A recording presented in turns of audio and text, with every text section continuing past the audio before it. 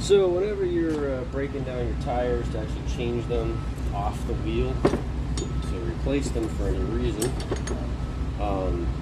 most likely you will use a bead breaker like this, which is a big, clunky tool, especially if you have to carry this any. Let's say I had to go out on the road or even the other, another airport.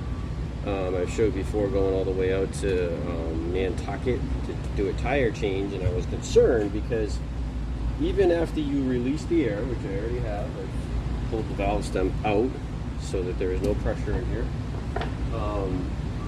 The tire sticks to the wheel by design. There's a spot in the shape of the wheel that grabs the bead of the tire and holds on to it, plus you have this flange on the other side. Now, to release that, you get this thing and it's fun, you gotta watch it. You keep going around a little bit at a time, and there isn't much that's gonna do a better job. And you keep going around and around, you flip it over, you go around and around, you keep doing the same thing to break that bead loose until you finally get that half of the wheel loose. However, this will be interesting, but of all places, on Temu, I found a portable bead breaker. This is it right here. It has part that goes on one side, part that goes on the other, and then it has this crank. So let's see how this would work. Let's say we're out in the field, we just took a ferry or we got flown somewhere to do this, and carrying that bead breaker, a big honking assembly, would just have been too hard. So what I've done here is I've set this at anywhere you can get a little bit, because it's set back a little more. So I didn't decide to do that. Obviously we don't want to squish the wheel, we just want to squish the tire. Now, let's give this a shot.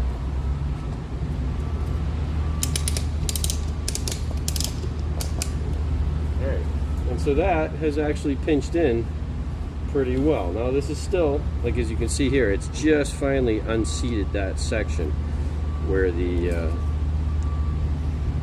bead holds on to the wheel as it should. So that's partially what keeps the wheel from spinning, the tire from spinning on the wheel. Because think about it, when you put your brakes on, the brakes grab this disc, which is bolted to this wheel hub, but the tire, if it didn't have a good grip, the tire would just spin and heat up and explode, or something horrible like that. And the nice thing with this and I'll show the listing on Temu where to get it, it was not that expensive. You just pull hard like that and it releases down like that, and then it can literally, it'll ratchet in. Let's go ahead and get it set. Again, you want to, when you're breaking beads, you kind of want to go, how's it with it? You got to go like 180, and then you go like 30 degrees, and you just keep working your way around. But yeah, as long as I don't bust the lip on them. If this was angled in just a little bit, it would be a whole lot better. Piece of junk.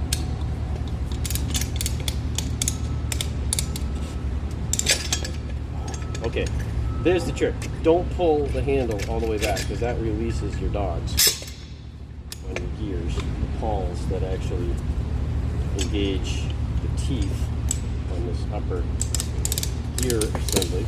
However, alright, so now I've actually broken it off on the back, and this side not so much. However, just a little bit pushing and pulling, I think,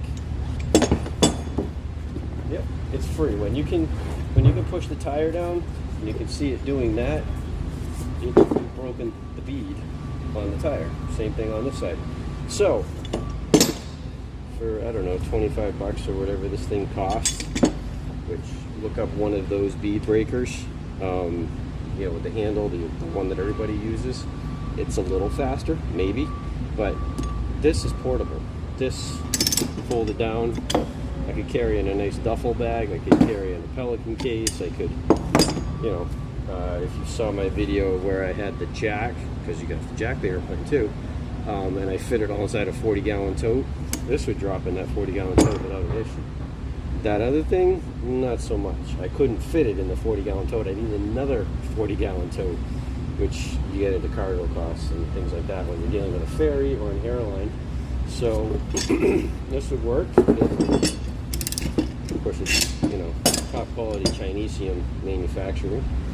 So who knows how strong the castings and stuff are, but for your, this is a 600 by 6, it's a very standard tire you're going to find almost everywhere. It would be interesting to see maybe on, well, I think almost any aircraft tire except like balloon Tundra tires, this would work. But yeah, for your average flight school, general aviation, whatever, this would work pretty well. And you know, I'm even looking at it and thinking, well, you could make things that just cut this off, make things that slide over and pin in place, and you could even do deeper, you know, deeper tires if you needed. I kind of wonder if this isn't even aimed at, you know, maybe automotive, which you would actually have to buy yourself some good sized tire irons, like big ones, for actually getting the tires on and off of automotive wheels, because obviously they don't split in half like an aircraft wheel. But yeah, we're gonna have to try that out as well. But for the money, and like I said, I'll throw the cost up, bead breaker, interesting tool, ratchets together, pulls in tight, releases just by flipping it back, and that releases both pawls. And yeah, see if we got this handle here, which I'm not sure what exactly you need it for, other than it helps to have a second hand to lever against. I guess that's what that's for. Not bad.